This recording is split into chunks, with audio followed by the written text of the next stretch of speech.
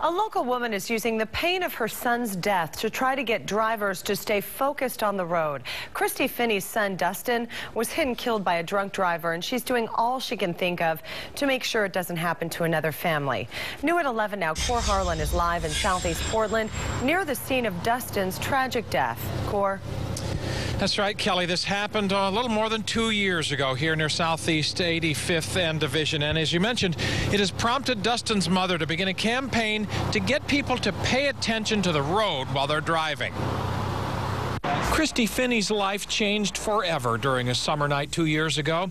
A drunk driver hit and killed her son in southeast Portland, throwing him 175 feet through the air before he was killed.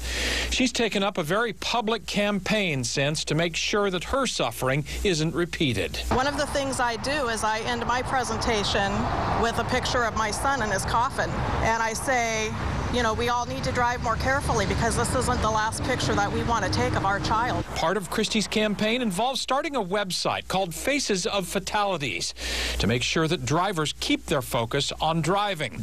Because Christy says glancing at a text while driving or even having just one more drink before getting behind the wheel can actually be the difference between life and death. If you would have seen him for the first 6 weeks, it was like he was right on the edge. Another victim of a distracted driver was Mary Cooley's son, who was hit by a driver on North Interstate this past June.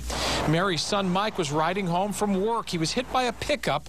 The driver never stopped.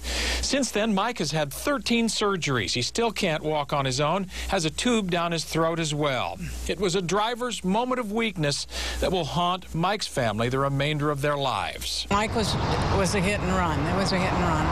And left for dead and just drive away.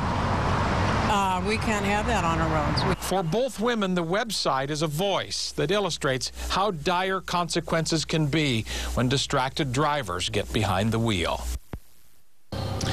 As you take a live look here at 85th and Southeast Division, I will tell you that Mike Cooley, the person hit on North Interstate Avenue, the driver that hit him is still at large out there, said to be driving a white Ford F-350 pickup, and there is a Crime Stoppers Award for the apprehension of that driver in connection with that case.